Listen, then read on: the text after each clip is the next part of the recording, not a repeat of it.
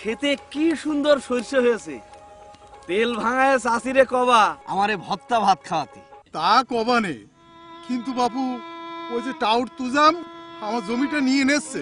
কেন, তোমার দাখলে পড়সা নেই? না রে বাবা, ছিল। ওই পোকা তা খেয়ে ফেলেছে। কি যে করি। চাচা, অত চিন্তা করো না, আমার সাথে ইউনিয়ন পরিষদ ই সেবা কেন্দ্রে চলো, তোমার দাখলে পড়সা তুলে দিবানে।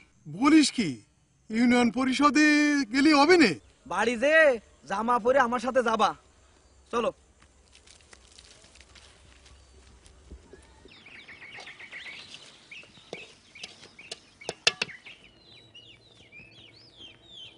এই রে, আজকে তো বিদ্যুৎ বিল দেওয়ার শেষ দিন।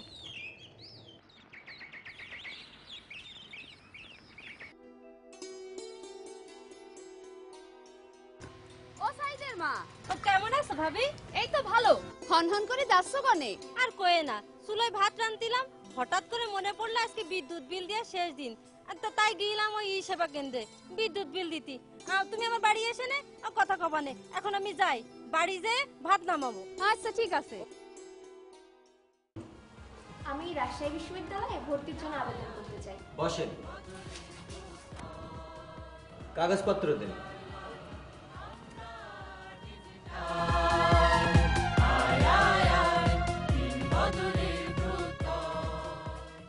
ছেলের সাথে কথা বলতে হবে? হ্যাঁ রে বাপ, মেলা দিন ছেলেটা চেহারা দেখিনি, কথাও শুনিনি, তাই তোমার কাছে আসলাম। বসেন, কল দিচ্ছি। মুখটা এরকম শুকনো শুকনো লাগে কেন?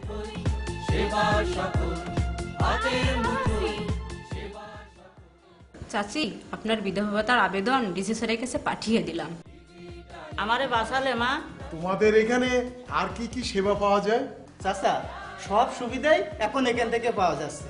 এই যেমন ধরেন অনলাইনে পাসপোর্ট ফর্ম পূরণ, ড্রাইভিং লাইসেন্সের আবেদন, অনলাইনে বিশ্ববিদ্যালয়ে ভর্তি ফর্ম, তারপরে ছবি তোলা, স্ক্যানিং, কম্পোজ, মোবাইল ব্যাংকিং, এখন সব সেবাই ইউনিয়ন তথ্য সেবা কেন্দ্র থেকে দেওয়া হচ্ছে।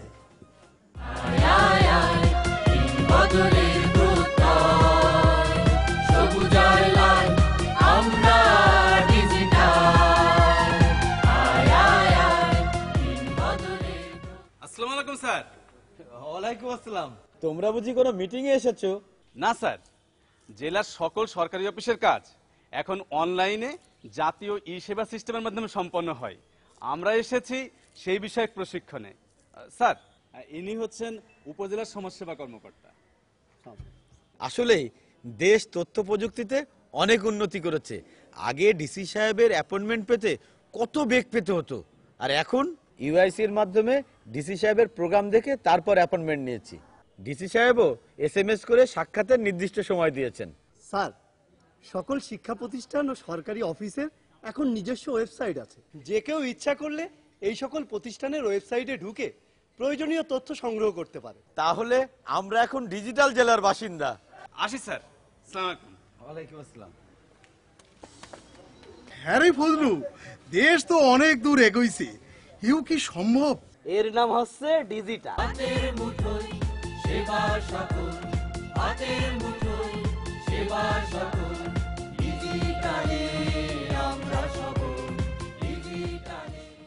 মেয়ে খালি ঘুমোয়, স্কুলে আসতে চায় না। আমি একটা জরুরি কাজ করছি, যশোর শিক্ষা পোর্টালে ছাত্রছাত্রীদের হাজিরা পাঠাচ্ছি। আমার মেয়েরটা পাঠাবেন না স্যার? ওটাও পাঠাচ্ছি। জরিনাকে নিয়মিত স্কুলে আসতে হবে, তা না হলে তোর পরীক্ষার ফল ভালো হবে না। সরকার শিক্ষা ব্যবস্থায় আমূল পরিবর্তন এনেছে। যশোরের 1266টা প্রাইমারি স্কুল এখন কম্পিউটারে। আমরা ঠিকমতো কাজ করছি কিনা, ঠিকমতো লেখাপড়া করাচ্ছি কিনা, এই শিক্ষা পোর্টালের মাধ্যমে সরকারটা তদারকি করে। এছাড়া যশোর শিক্ষা বোর্ডও তো এখন ডিজিটাল। আপনি ঘরে বসেই ইন্টারনেটের মাধ্যমে মার্কশিট, সার্টিফিকেট সহ যে কোনো আবেদন করতে পারবেন। স্যার, আমার ছেলে করছিল সিনেমার পর্দায় নাকি ক্লাস নেওয়া হয়। ওটা হচ্ছে মাল্টিমিডিয়া ক্লাস। প্রজেক্টরের মাধ্যমে এই ক্লাস নেওয়া হয়। শোনেন, মজা না পেলে ছাত্রছাত্রীরা পড়ালেখার প্রতি মনোযোগী হয় না।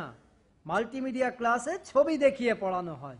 যেমন ধরেন, সৌরজগতের সম্পর্কে ক্লাস নেওয়ার সময় পর্দায় সৌরজগতের ছবি দেখালে কোন গ্রহের অবস্থান কোথায়, পৃথিবীর অবস্থান কোথায়, এটা ছাত্রছাত্রীরা সহজে বুঝতে পারে। স্যার, আপনি তো স্বপ্নের কথা শোনালেন। নিখিল